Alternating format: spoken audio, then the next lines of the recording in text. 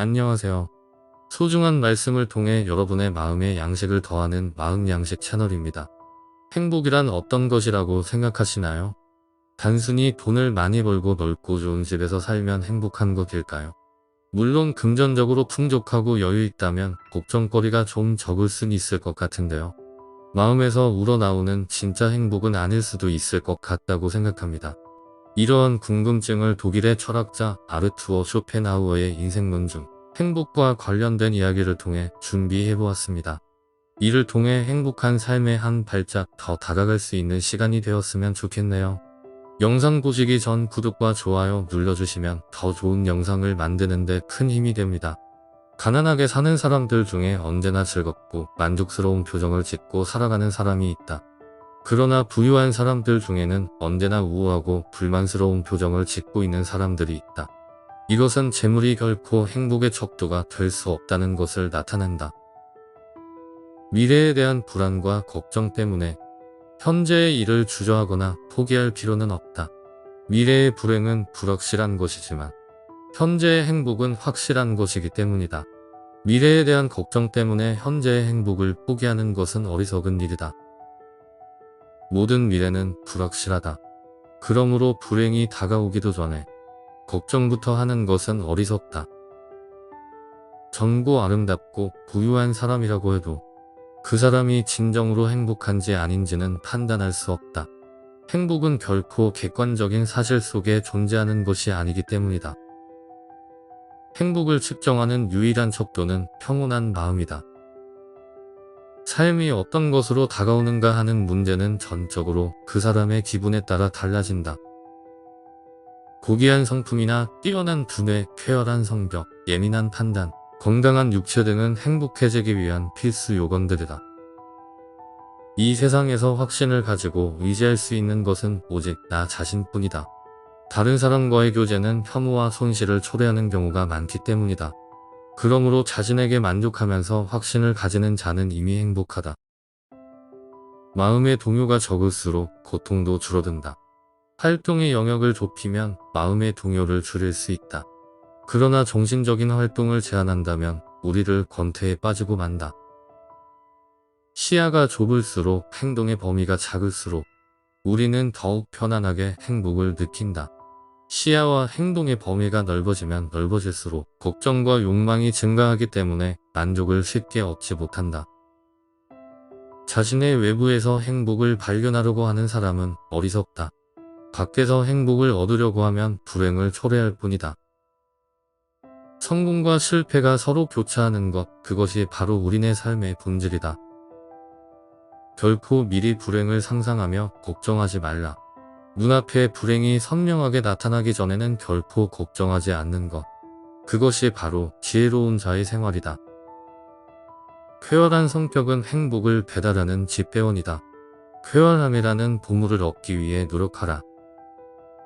인간은 웃음과 울음을 통해 자신이 가진 감정을 드러낸다.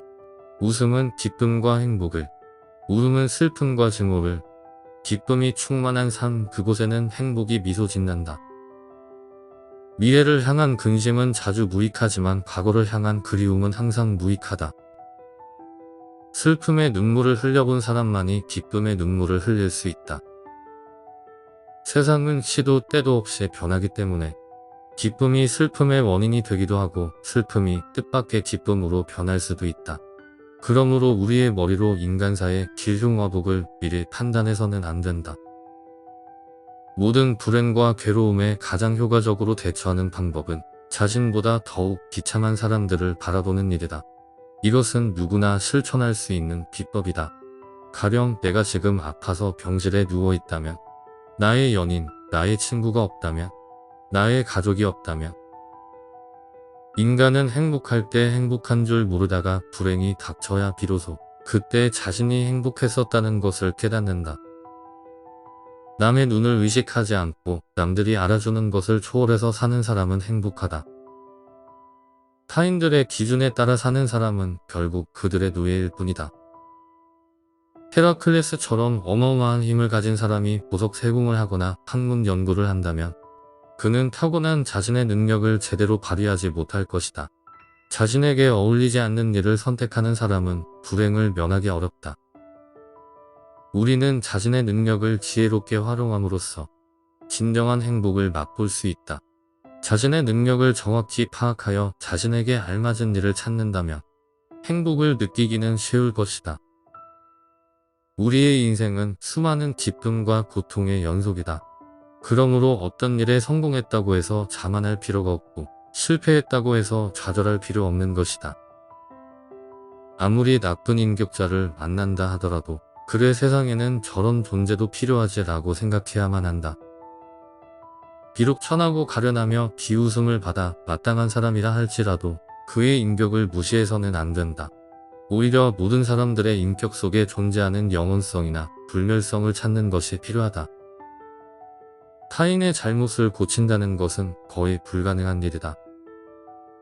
우리는 흔히 우리가 갖지 못한 것을 바라볼 때마다 만일 저것이 내 것이라면 얼마나 좋을까라고 생각한다. 그럼으로써 자신의 결핍을 인식하며 불행을 느끼게 된다. 그러나 우리는 그 대신 자신이 소유한 것을 바라보면서 만일 이것을 잃어버린다면 얼마나 고통스러울까 를 생각해 봐야 한다. 인간의 모든 고뇌와 고통, 불안과 의기소침의 대부분은 상대방이 나를 어떻게 생각할까라는 걱정에서 나온다. 우리들의 질투나 증오심도 대체로 같은 뿌리에서 자란 가지들이다. 질투는 부도덕과 불행의 가지를 품고 있다. 후회란 자신을 공언하는 짓이다.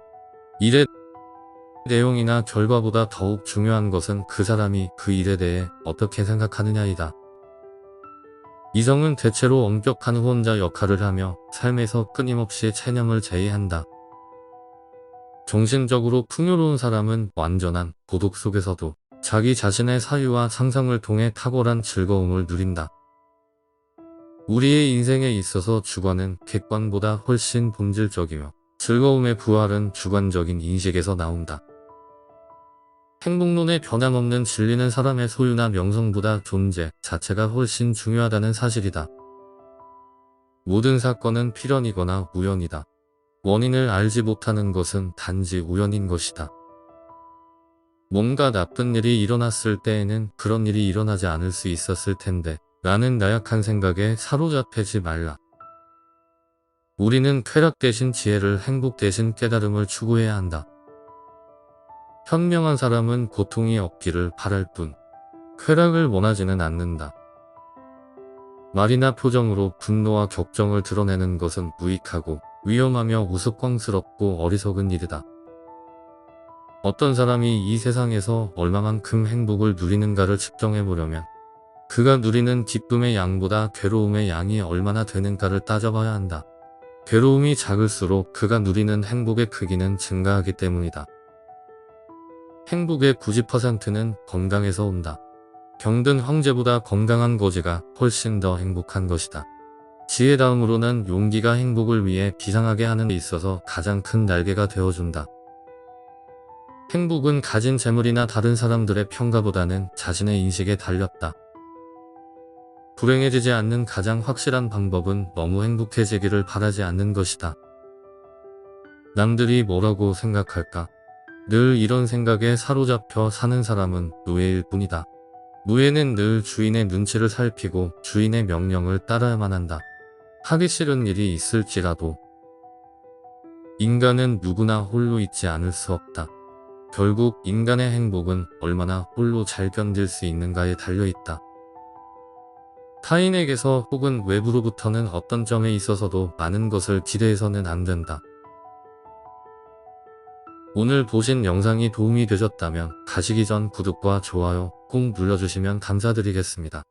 저는 다음에 더 소중하고 유익한 말씀들을 가지고 돌아오겠습니다. 마음양식이었습니다. 감사합니다.